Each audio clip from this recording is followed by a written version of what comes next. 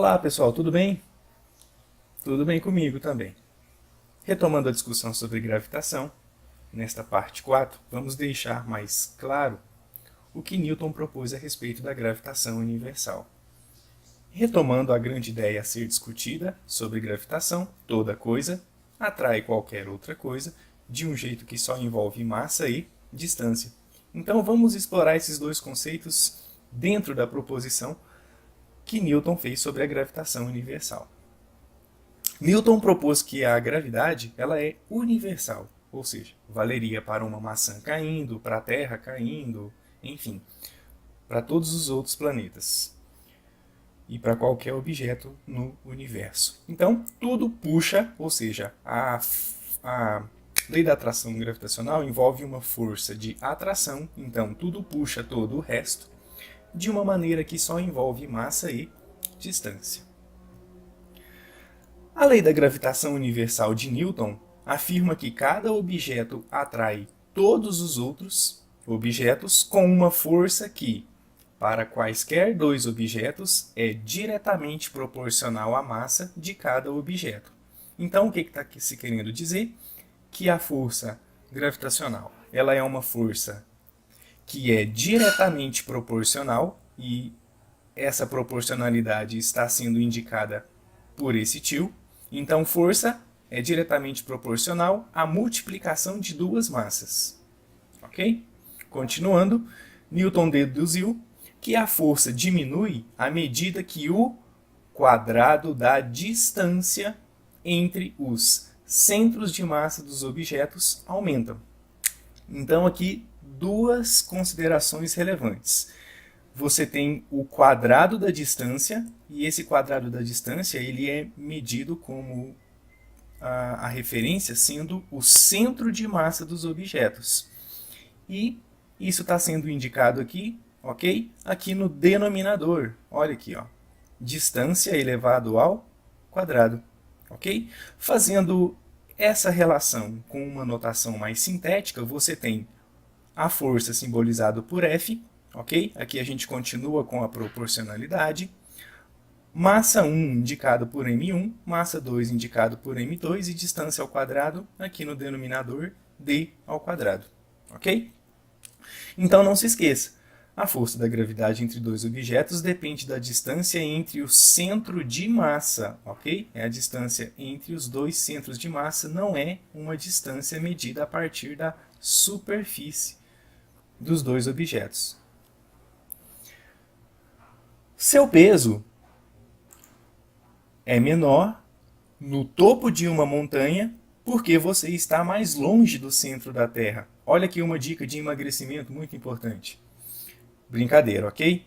Bom, o desenho está mostrando para você que quando você está no planeta e ao ficar no topo de uma montanha, a distância entre o centro de massa do objeto e você, ela aumenta quando você está no topo de uma montanha, ok?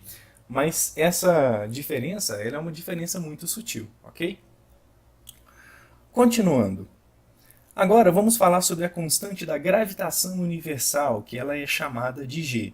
Pois bem, a gente já sabe que a força ela é proporcional, diretamente proporcional à multiplicação das duas massas e inversamente proporcional à distância ao quadrado. Bom, para tornar essa proporcionalidade uma igualdade, a gente vai falar agora sobre essa constante da gravitação. A lei da gravitação universal pode ser expressa como uma equação exata quando uma constante de proporcionalidade é introduzida. Então, para aquele tio virar uma igualdade, vamos introduzir o G, que é a constante da gravitação universal. A constante G, na equação, ela vai descrever a força da gravidade. Bom, aqui você tem a equação escrita de uma forma exata. O que está sendo dito aqui na imagem, aproximadamente, vai ser uma ideia que é somente... Assim como a partitura ela guia um músico para tocar uma música, as equações elas guiam os físicos e os estudantes para entender como os conceitos estão conectados. Então, a partir desta equação, os físicos e os estudantes vão poder saber como que força gravitacional está se relacionando com a massa e com a distância ao quadrado. A força da gravidade entre dois objetos é encontrada multiplicando as massas, dividindo pelo quadrado da distância entre os seus centros e multiplicando esse resultado por g.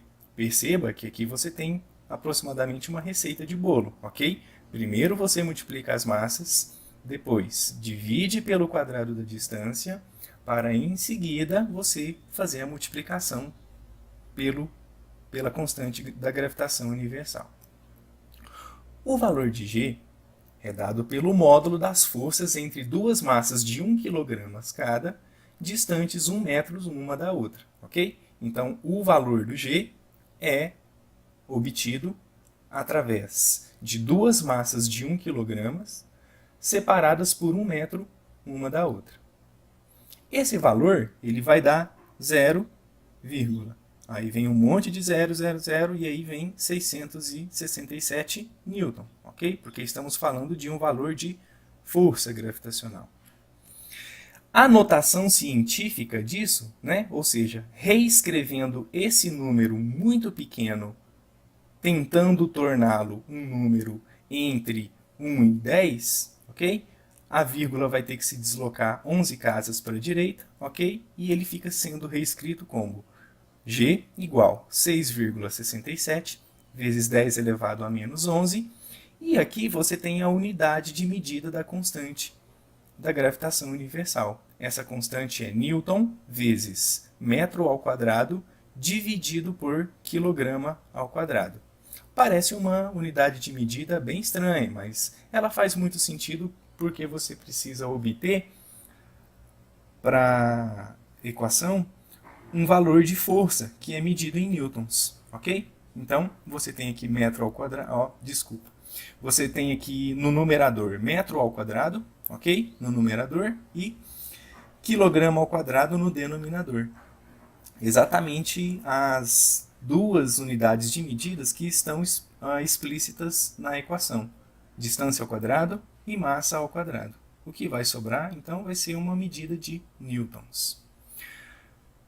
Finalizando esse raciocínio aqui, as unidades de medida de G são tais que fazem a força da gravidade sair em newtons, ok? Então, o que vai sobrar no final é somente o N de newtons. Agora falando um pouco mais sobre história, né? Sobre o contexto em que a lei da gravitação de Newton foi proposta. Essa medida da constante da gravitação, ela foi medida pela primeira vez 150 anos após a proposição que Newton fez da gravitação. Ela foi feita pela primeira vez pelo Henry Cavendish. O Cavendish realizou isso medindo a pequena força entre massas de chumbo com uma balança de torção extremamente sensível, ok? Isso é apenas um fato histórico curioso. Geralmente isso não é questionado para vocês enquanto questão, enquanto avaliação. Um outro método mais simples foi desenvolvido pelo Philip von Jolly. O que ele fez, descritivamente?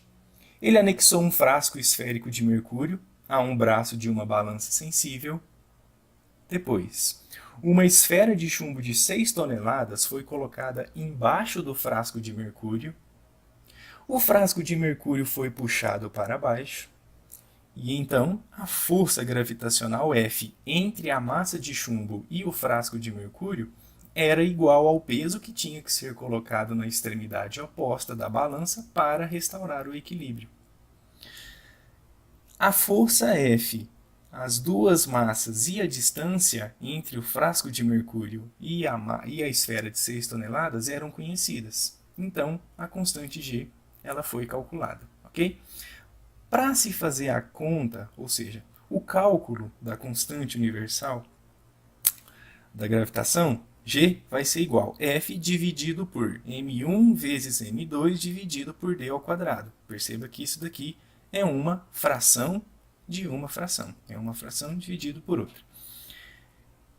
Isso daqui vai ser igual a newtons, ok? Porque força é medida em newtons. ok? Olha aqui o quilograma ao quadrado aparecendo, porque você tem a multiplicação de duas massas, quilograma vezes quilograma, quilograma ao quadrado.